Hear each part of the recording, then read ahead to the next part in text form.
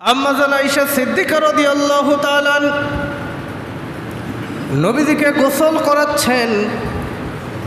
তার শরীরে দেখতে পারলেন কালো কালো দাগ দেখা যায়, কালো কালো দাগ দেখা যায়। হযরত আয়েশা বলেন, ইয়া রাসূলুল্লাহ,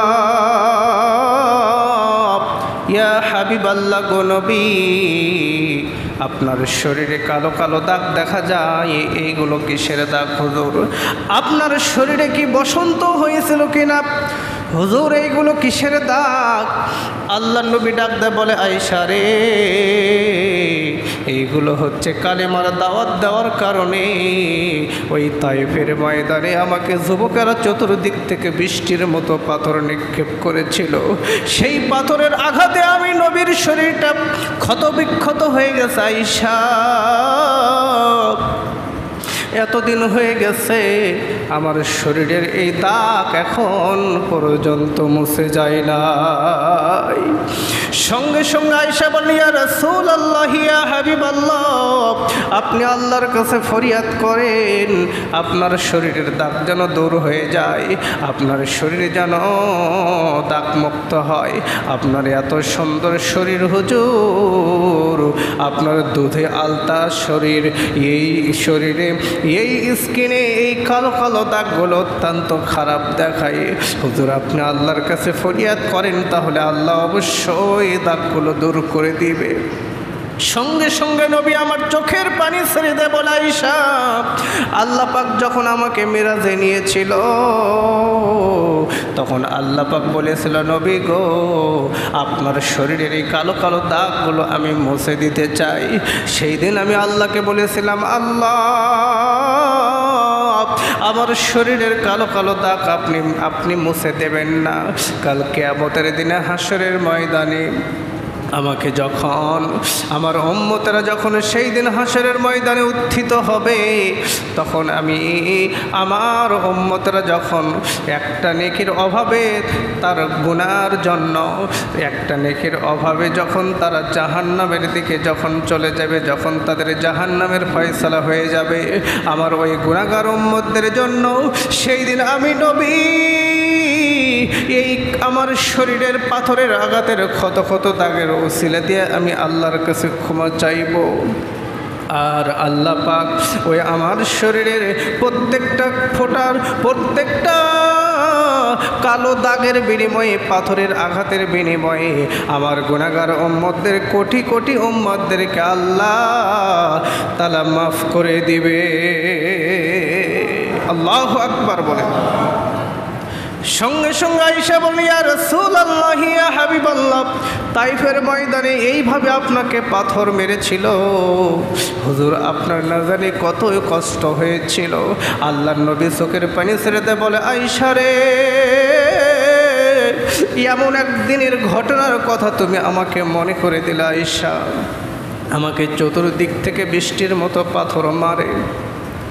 আমি বলি, রে তায়েফবাসীরা, জন্মের আগেই আমার বাবা মারা গেছে, 6 বছর বয়সে আমার জনম দুঃখিনী মা বিদায় নিয়েছে। রে তায়েফবাসীরা, তোমরা আমাকে এমন করে মেরো না, তোমরা আমাকে এমন করে মেরো না। ওই তাইফের যুবকেরা বোঝে না, আমাকে চেনে না, তারা চতুর্দিক থেকে বৃষ্টির মতো যখন পাথর মারতে শুরু করে দেয়, আমি নবীজি পাথরের আঘাতে রক্তাক্ত হয়ে যায়, আমি নবী বেহুশ হয়ে যাই।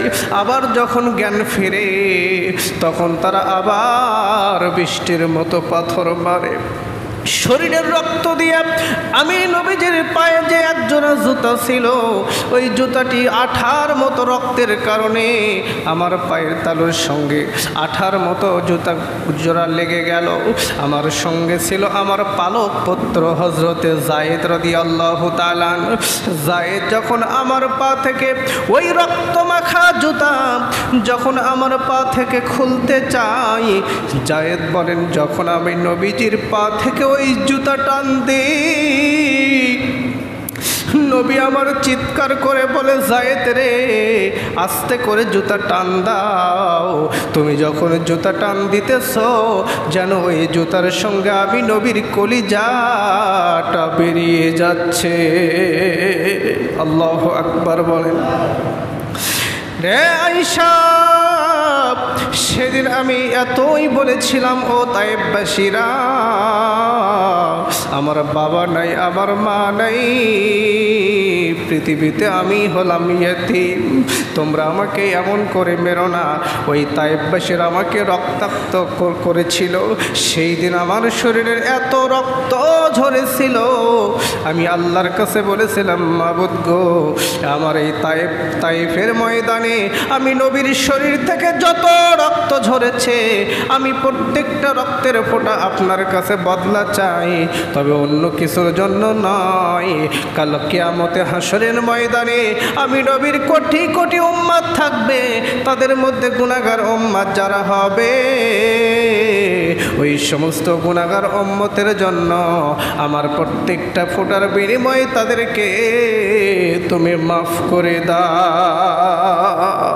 জোরে বলেন আল্লাহু আকবার। সেই নবী হলেন আমাদের দরদের নবী।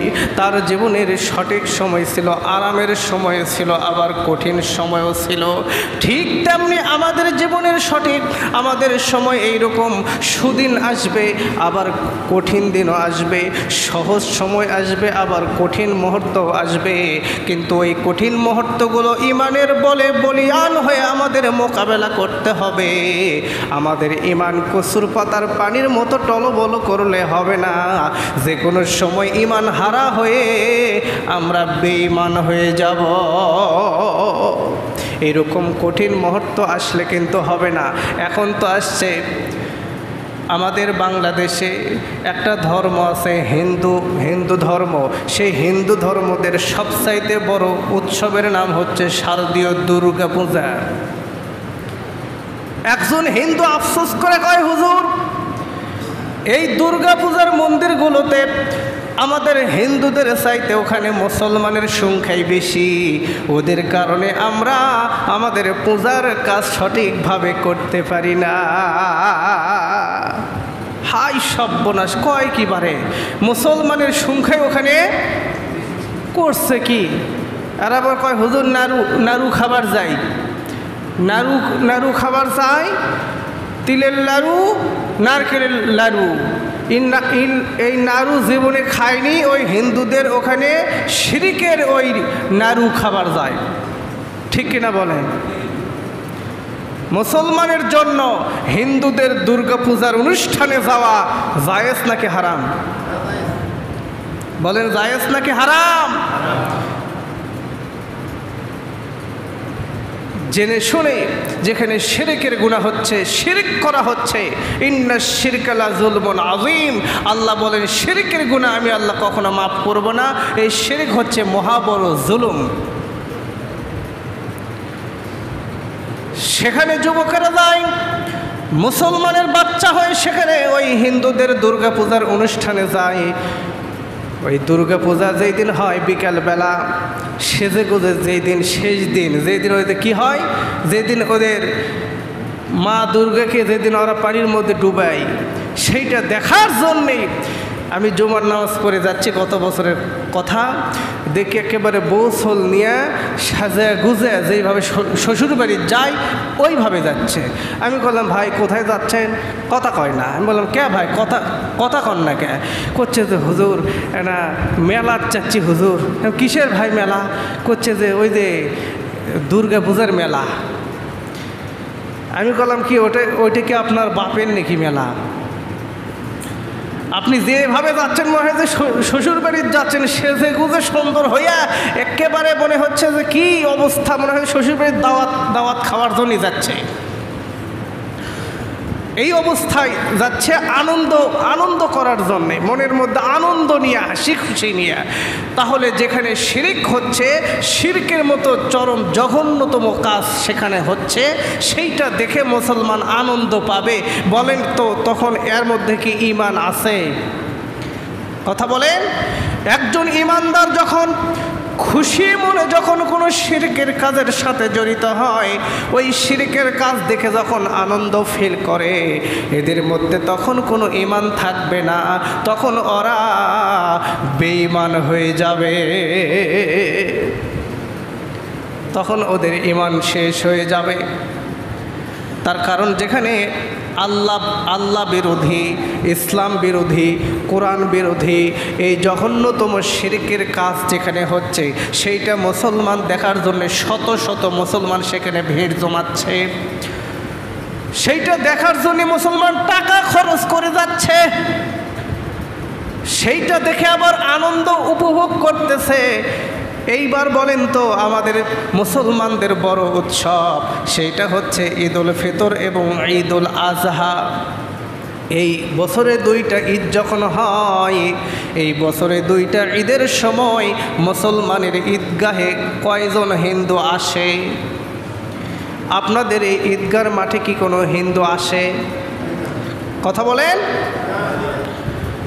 তাহলে আপনার ঈদগাহে, মুসলমানের ঈদগাহের ময়দানে কুরবানির ঈদে যখন ওই হিন্দুরা আসে না, তাহলে আপনি মুসলমানের সন্তান, মুসলমান কোন লজ্জায় সেখানে ওই হিন্দুদের দুর্গা পূজার মন্দিরের সামনে যান, গিয়া সেখানে আনন্দ উৎসব পালন করেন? তার মানে বোঝা যাচ্ছে ভোটার আইডি কার্ডে আপনার নাম মুসলমান হতে পারে, কিন্তু প্রকৃত অর্থে আপনি মুসলমান হতে পারেন না।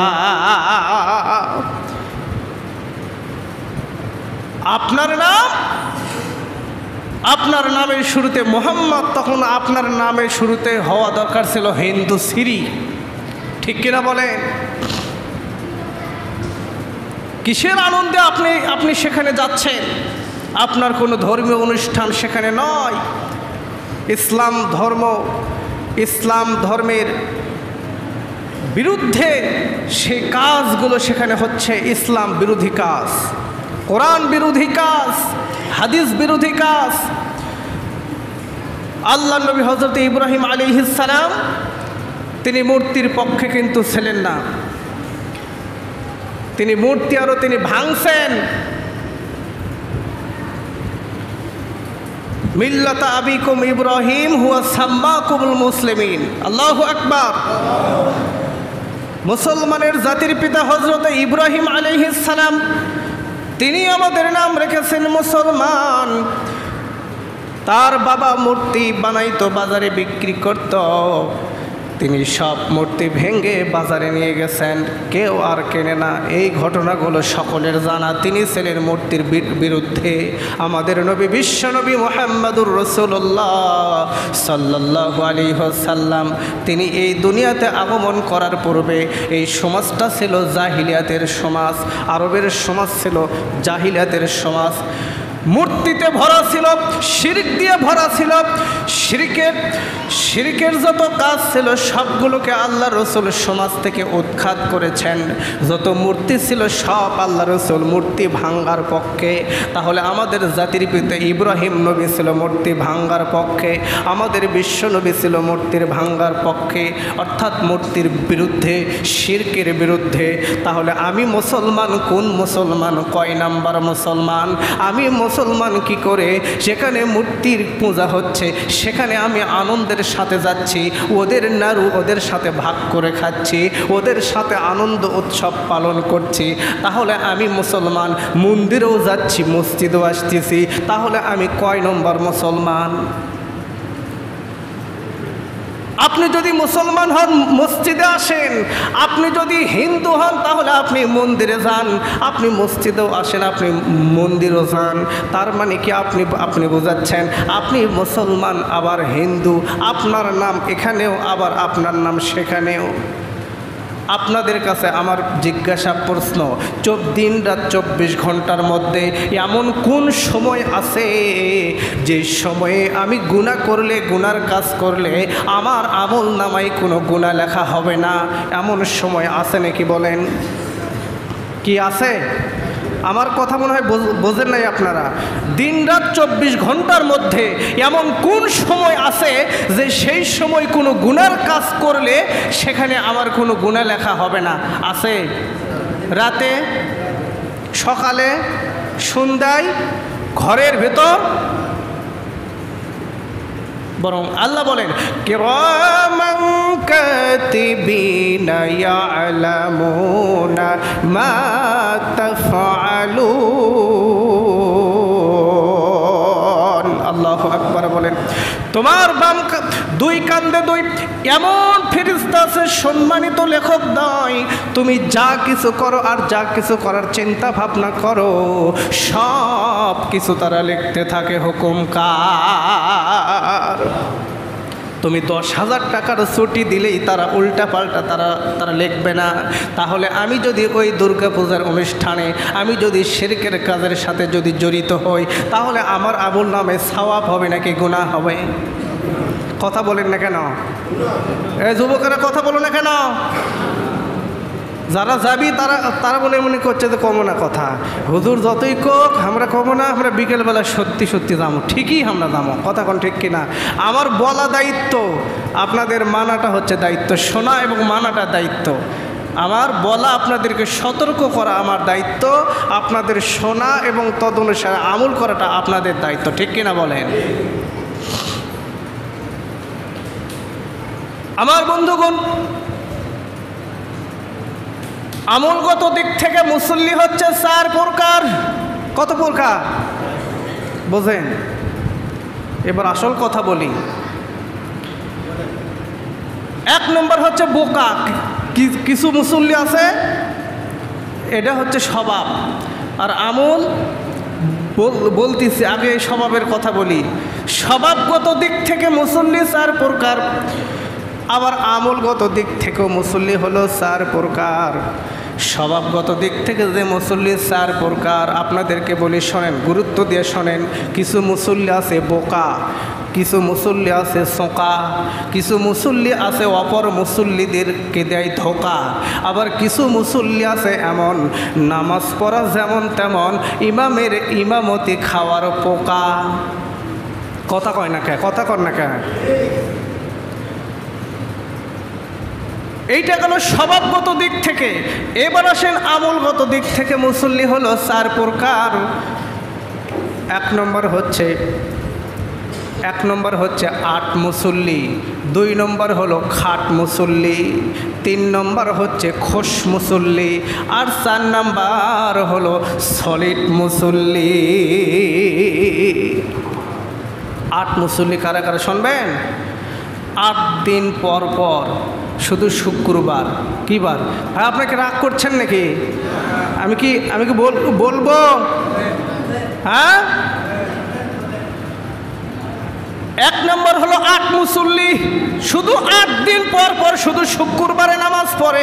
এরা হচ্ছে 8 মুসল্লি, 5 ওয়াক্ত নামাজের ধারে না, শুধু শুক্রবারে নামাজ পড়ে 8 দিন পর পর, শুধু শুক্রবার। এরা হচ্ছে 8 মুসল্লি। 2 নম্বর হচ্ছে খাট মুসল্লি, এরা 5 ওয়াক্তও পড়ে না, জুম্মার নামাজও পড়ে না। মানুষ যখন মারা যায় তখন এরা ওযু আছে কি নাই চিন্তা ভাবনা করে না, তখন ওরা জানাজার নামাজে গিয়া হাজির হয়। এটা হচ্ছে খাট মুসল্লি। কি মুসল্লি? খাট মুসল্লি। খাট বোঝেন না, যে খাটের উপরে লাশ থাকে, এটা হচ্ছে খাট মুসল্লি। 3 নম্বর হচ্ছে খোশ মুসল্লি, এরা 5 ওয়াক্ত নামাজ পড়ে না, জুমার নামাজও পড়ে না, কিন্তু যখন বছরে 2 বার যখন ঈদের সময় আসে, রমজান মাসে রোজার ধারে না, এরা ওই ঈদের দিন সকালবেলা এত লম্বা পাঞ্জাবি, সুন্দর পাঞ্জাবি, ঘাড়ে একটা যায় নামাজ নিয়ে এমনভাবে যাচ্ছে মনে হয় জান্নাত থেকে জিবরাইল পালায় যাচ্ছে। এর নাম হচ্ছে খোশ মুসল্লি, মানে খুশির নামাজ। খুশির নামাজ, ঈদ মানে হচ্ছে খুশি। এরা খুশির নামাজ পড়ার জন্য বছরে 2 বার যায়, গিয়া খালি কয় হুজুর সময় মনে হয় হলো, 8টায় তো জামাত, সময় হচ্ছে না, তাড়াতাড়ি নামাজ পড়েন। আছে না নাই? নামাজ শেষ করে ওরা আবার ওই একটা টার্গেট নিয়েছে যে ডিজে পার্টি ওই যুবকদেরকে নিয়ে একটা ট্যাক্সি একটা ভাড়া করে যাবে অমুক জায়গায়। এইবার 4 নম্বর হচ্ছে সলিড মুসল্লি, যারা আল্লাহর ঘর মসজিদে 5 ওয়াক্ত যখন আজান হয়, এরা আল্লাহর ডাকে আজানের সাড়া দিয়া মসজিদে গিয়া জামাতের সাথে 5 ওয়াক্ত নামাজ পড়ে যারা, এরাই হচ্ছে অরিজিনাল সলিড মুসল্লি। মানিকদীপা পদ্মপাড়ার মুসলমান, আমি নির্ঘাত বলতে পারি এই মানিকদীপার মধ্যে পদ্মপাড়ার মধ্যে যত মুসল্লি আছে সবাই হচ্ছে 1 নম্বরে সলিড মুসল্লি। আল্লাহ পাক সবাইকে কবুল করুন, জোরে সরে বলেন আমিন। আপনি কি রাগ করছেন ভাই? কি রাগ করছেন? আল্লাহ রাব্বুল আলামিন আমার এই কথাগুলো কোরআন হাদিসের সাথে মিল আছে না নাই বলেন? যারা 5 ওয়াক্ত নামাজ পড়ে তারাই অরিজিনাল সলিড মুসলমান। আল্লাহ পাক আমরা দোয়া করি আল্লাহ পাক সবাইকে 5 ওয়াক্ত নামাজ হিসাবে কবুল করুন, বলেন আমিন। আরো জোরে বলেন আমিন।